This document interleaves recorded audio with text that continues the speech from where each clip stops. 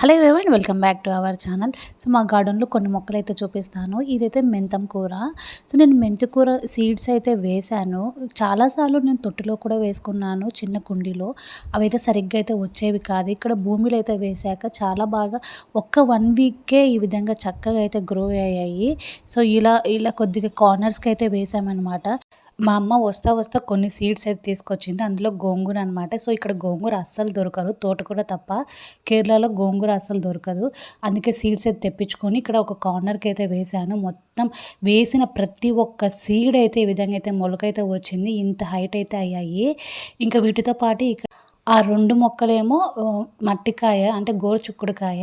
So ఈ పక్కనేమో బెండకాయలు. ఆల్రెడీ బెండకాయలు ఇంత చిన్న చెట్టుకే కాయడం స్టార్ట్ అయిపోయాయి. ఇంకా ఒక సొర చెట్టు అయితే వేసుకున్నాము.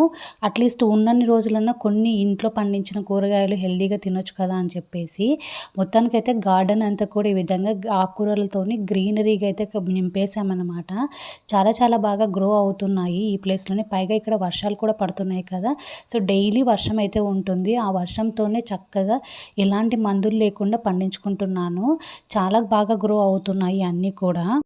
ఈ మొక్క వచ్చేసి మన సగ్గుబియ్యం అని తింటూ ఉంటాం కదా, పాయసం చేసుకుంటూ ఉంటాం. సో ఆ ఒక్క దుంప అనమాట. ఎక్కడో అది గార్డెన్లో పడి ఉంటే దాన్ని తీసుకొచ్చి ఇక్కడ నాటుకున్నాము. విపరీతంగా పెరిగిపోయింది. ఇది కుదిరితే దానిమ్మ చెట్టు నేను తొట్టిలో నాటాను. ఇది పెరుగుతూ ఉంటే ఇంకా తీసుకొచ్చి భూమిలో అయితే నాటేశాను. భూమిలో నాటిన తర్వాత కూడా మంచిగా అయితే గ్రో అవుతుంది ప్రస్తుతానికి. ఇంకా గోంగూరతో ఏదో ఒక రెసిపీ చేసుకుందామని చెప్పేసి ఇంకా కొంచెం ఆ ఉన్న ఆకులన్నీ కూడా తెంచేసాము. మనం కట్ చేస్తేనే ఇంకా బాగా పెరుగుతాయంట. సో ఇంతైతే వచ్చింది. ఒక బౌల్ మొత్తం అంత ఆగైతే వచ్చింది ఆ కొన్ని చెట్లకే. నాకు చాలా బాగా అనిపించింది. ఎలా అనిపించిందో మీకు కూడా కమెంట్లో షేర్ చేయండి.